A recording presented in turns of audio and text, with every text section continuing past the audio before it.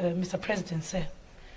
Minister, given that the significant portion of the fuel prices are made up of taxes, government taxes and levies, is the ministry prepared to review or reduce these charges to cushion citizens? Or should Zimbabweans accept that the fuel has become a revenue collection tool at the expense of the economy? I thank you, Mr. President. Yes, proceed, Honorable Minister.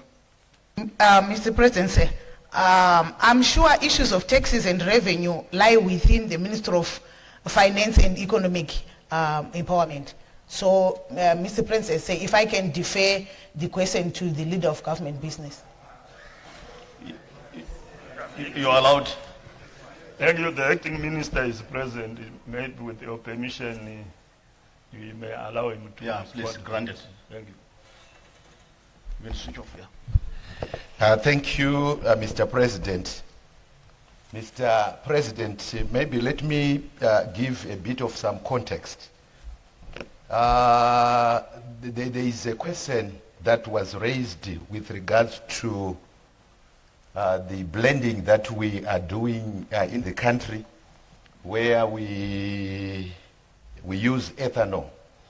Mr. President, currently our stocks have depleted, and we are blending at 5% until April, when production of ethanol begins.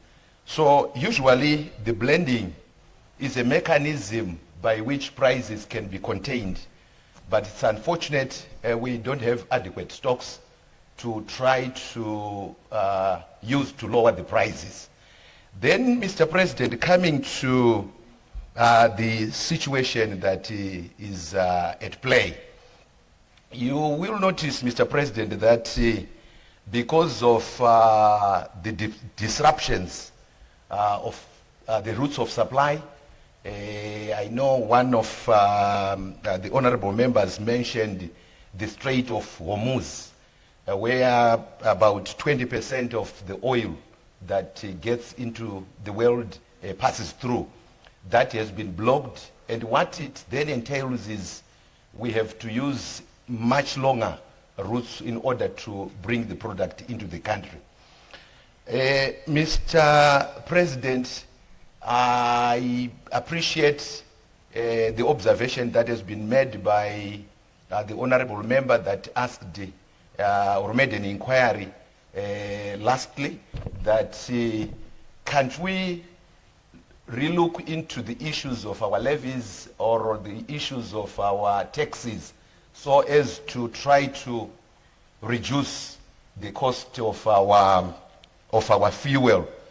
I will refer to one of the countries in the region, Mr. President, which is selling their diesel at $2.85, and it's not far away from us, is Malawi. This aligns with the response that has been given by the Honorable Deputy Minister that the pricing also takes into account of the tax regimes in each and every country. But we appreciate, Mr. President, because of the situation that we are faced with, that we will discuss with the Honorable Minister of Finance with the view that the levies and the licenses can be reviewed. I know certainly that government has a commitment, Mr. President. Just this last Tuesday, I think you are all aware that there are some taxes, permit fees, licenses that were reviewed by our government in the spirit of the ease of doing business. So we will take the proposal that has been made by this House, Mr. President, to the Minister of Finance, that this is what the people have said, and we will hear from the Minister of Finance, Mr. President. I thank you.